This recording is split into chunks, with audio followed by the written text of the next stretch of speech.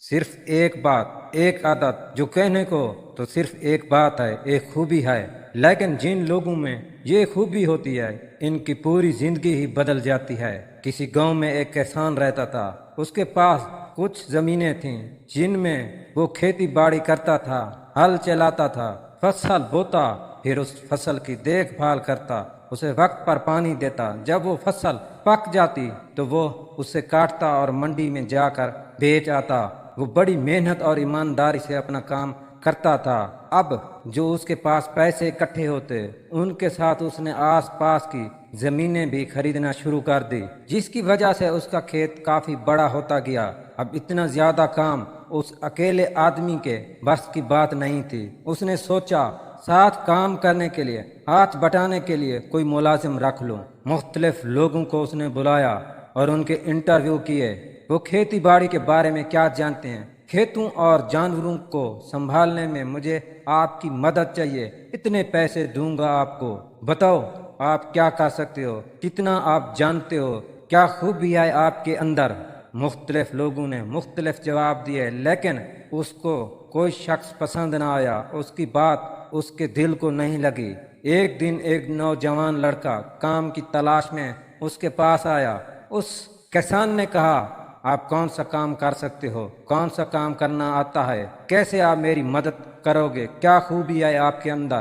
اس لڑکے نے بڑا عجیب سا جواب دیا۔ کسان کو اس کی سمجھ تو نہیں آئی، لیکن اس کو لگا اس میں دم ہے، اس میں کچھ خاص بات ہے، لیکن وہ اس کے دل کو لگا۔ اس نے اس جواب کی وجہ سے لڑکے کو کام پر رکھ لیا۔ کسان نے پوچھا، آپ کیا کرو گے؟ تو لڑکے نے کہا، جب تیز ہوا چلے گی تو میں سو جاؤں گا۔ اب کسان کو اس کی سمجھ تو نہیں آئی، لیکن لڑکے کے اس عجیب جواب کی وجہ سے اس نے اسے کام پر رکھ لیا۔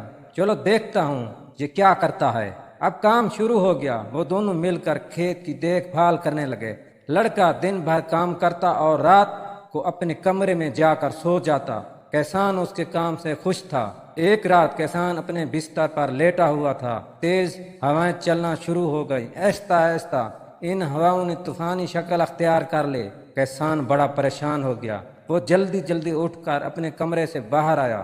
وہ لڑکا جو اس نے کام پر رکھا تھا وہ اسے کہیں نظر نہیں آ رہا تھا۔ کسان کو فکر لگی ہوئی تھی، جو فصل کٹی ہوئی پڑی ہے کہیں وہ خراب نہ ہو جائے۔ تیز ہواؤں کی وجہ سے اس کے جانور جو باہر بندھے ہوئے تھے وہ ادھر ادھر کہیں بھاگ نہ جائیں۔ وہ بڑے غصے کی حالت میں بھاگتا ہوا اس کے کمرے کی طرف گیا۔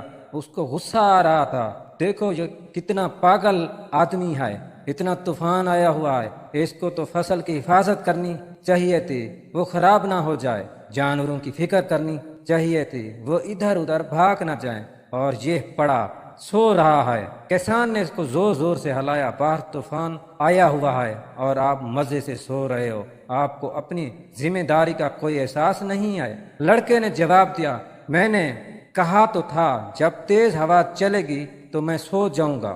کسان نے کہا، یہ کیا فضول بکواس کر رہے ہو، اس کے ساتھ ٹائم ضائع کرنے سے تو بہتر ہے میں خود کچھ کر لوں۔ وہ بھاگا بھاگا گیا تاکہ جانوروں کو اندر باندھوں۔ جا کے دیکھا تو جانور پہلے ہی سارے اندر بندھے ہوئے تھے اور بالکل محفوظ تھے۔ فصل کو دیکھا تو وہ بھی بالکل محفوظ اور حفاظت سے رکھی ہوئی تھی۔ لڑکا بھی اٹھ کر اس کے پیچھے چل پڑا۔ اس نے کہا، جاؤ جا کر سو جاؤ، میں نے سارا کام پہلے ہی کر رکھا ہے۔ پھر کسان کو سمجھ آئی، جب تیز ہوا چلے گی تو میں سو جاؤں گا، اس کا مطلب کام اس وقت نہیں کرنا جب پریشانی آ جائے، جب سر پر پڑ جائے، کام اس سے پہلے ہی کر کے رکھنا ہے۔ کامیاب انسان وہی ہے جو طوفان آنے سے پہلے ہی بندوبست کر کے رکھے، بارش ہونے سے پہلے ہی چھتری خرید کر رکھے، کسی بھی مشکل میں پڑنے سے پہلے ہی خود کو تیار رکھو۔